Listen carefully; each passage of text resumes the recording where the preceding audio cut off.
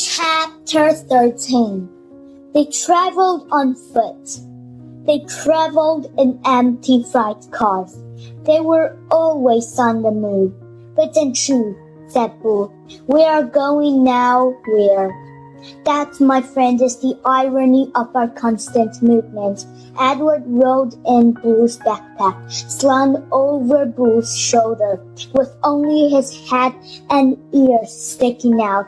Bull was always careful to position the rabbit so that he was not looking down or up, but was instead forever looking behind him, at the road that had just traveled. At night, they slept on the ground under the stars. Lucy, after her initial disappointment about Edward being unfit for constipation, took a liking to him and slept curled up beside him. Sometimes she even rascaled her muzzles on his china stomach. And then the noise she made in her sleep, whimpering and growling and chuckling, resonated inside Edward's body. To his surprise, he began to feel a deep tenderness for the dog during the night. While Bull and Lucy slept, Edward, with his opened eyes, stared up at the constellation. He said their names, and then he said the name of peoples who loved him. He starts with Evelyn and then went on to Nellie and Lawrence, and from there to Bull and Lucy.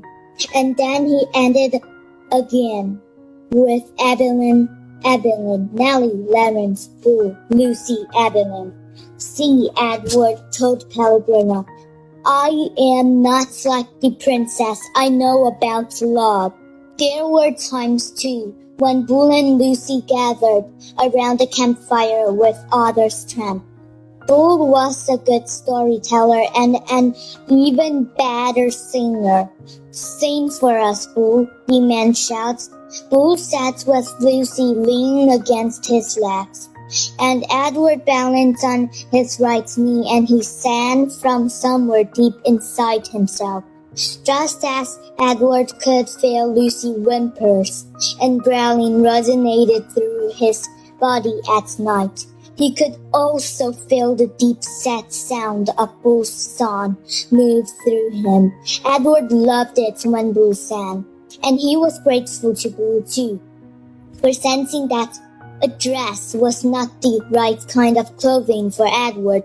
Melon, said Bull one night, it's not my desire to offend you or to comment negatively on your choice of garb, but I'm forced to tell you that you stick out like a sore thumb in princess dress, and also again with no wish to offend you. The dress has seen better days. Nellie's beautiful dress had not fared well as the dump or in its subsequent reveling with Bull and Lucy. It was so torn and dirty and full of holes that it barely resembles a dress anymore.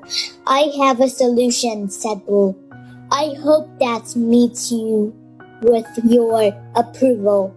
He took his own knit stocking cap and cut a big hole in the top of it and two small holes in either side of it, and then he took off Edward's dress.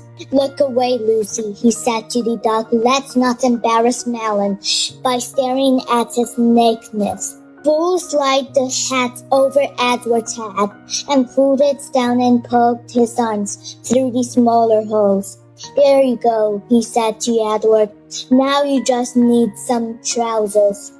This Bull made himself, cutting up several red handkerchiefs and sewing them together so that they formed a makeshift covering for Edward's long legs. Now you have the proper outlaw look, said Bull, standing back to admire his work. Now you look like a rabbit on a run.